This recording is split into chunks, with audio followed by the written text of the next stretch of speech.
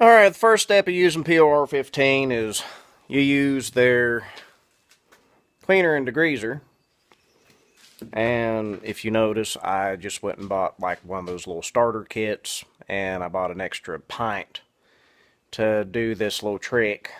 But anyway, main thing to it is just keep it saturated.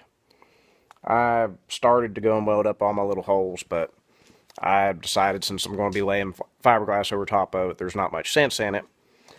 So anyway, you saturate it down with the degreaser, and oops, sorry about that, folks. But you saturate it down with the degreaser, and then you keep it wet for about 15 to 20 minutes. What that does is that just kind of cleans everything off, gets all your crap clean, per se. You don't want it to dry. I'll take a brush when I rinse this off. But you just keep on soaking it until you get it clean, or until you hit the time limit. And what that does is that knocks off, you know, the little rust that comes off on your hands. So, you know, I already went and hit this with a wire brush on my grinder, and I'm going to just follow the directions. The next step is the middle prep. I'm not going to turn it back on for the middle prep. You do the same thing. You rinse this stuff off, and you put the middle prep on, and you let it sit for another 15-20 minutes, and you rinse it off. Once again, you go and keep it saturated. But you rinse it off, and then you let that completely dry. Now, I'm going to use, you know, a little bit of air to force dry everything. You don't have to do that. You can let it sit there and air dry, but as usual, I'm in a hurry, so I'm not necessarily going to rush it along, but I'm going to expedite the process. And I'll turn the phone back on whenever I start actually using the POR, and I'll show you how well the stuff works. I am a big fan of the stuff. I've got a test panel that, well, I accidentally threw it away, I realized.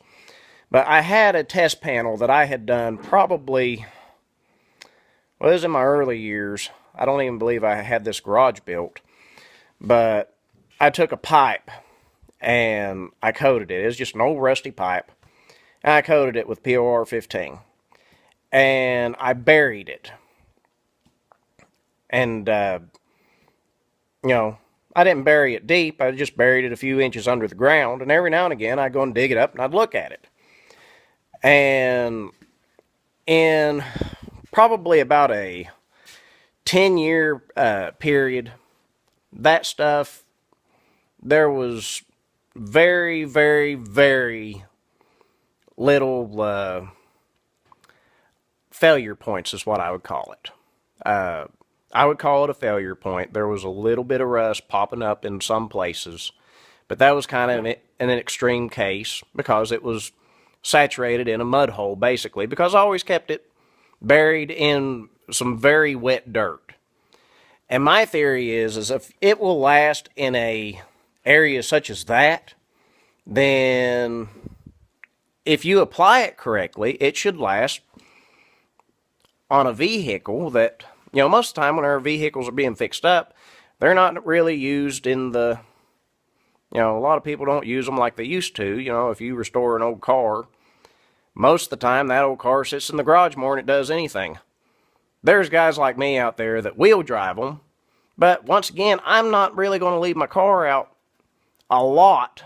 I mean, I'll leave it outside. I don't care if it gets rained on and such, but a lot of guys, they don't even do that. I mean, the car pretty much just leaves the garage to go to a car show and it's done.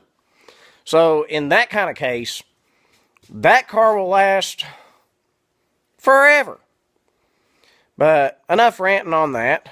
I'm going to turn this off, and I'm going to get back to work on this.